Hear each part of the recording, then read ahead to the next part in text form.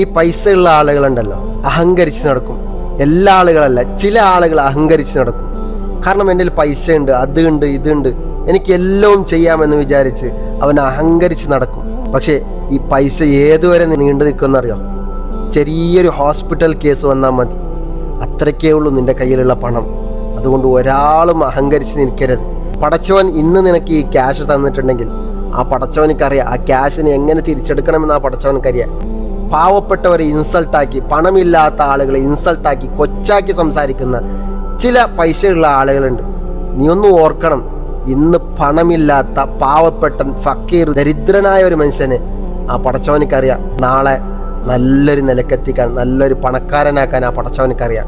പണം എന്നുള്ളത് ഒരു മനുഷ്യൻ്റെ ബഹുമാനമല്ല, പണം എന്നുള്ളത് ആ മനുഷ്യൻ്റെ ഏറ്റവും വലിയ ടെൻഷനാണെന്ന് നിങ്ങൾ എല്ലാ ആളുകളും മനസ്സിലാക്കണം. പണം ഉള്ളതിൻ്റെ പേരിൽ ഒരാളെയും കൊച്ചാക്കാൻ പോകരുത്, ഒരാളെയും നിസ്സാരപ്പെടുത്താൻ പോകരുത്, ഒരാളെയും ചെറുതായും കാണരുത്.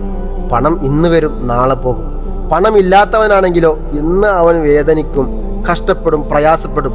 പക്ഷേ ആ പടച്ചവൻ അവനെ കൈയൊന്ന് പിടിച്ച് ഉയർത്തിയാൽ നിന്നെക്കാളും ഏറ്റവും വലിയ മുതലാളിയാകാൻ വേണ്ടി ആ പടച്ചവനിക്ക് അവനെ ആക്കാൻ വേണ്ടി കഴിയും.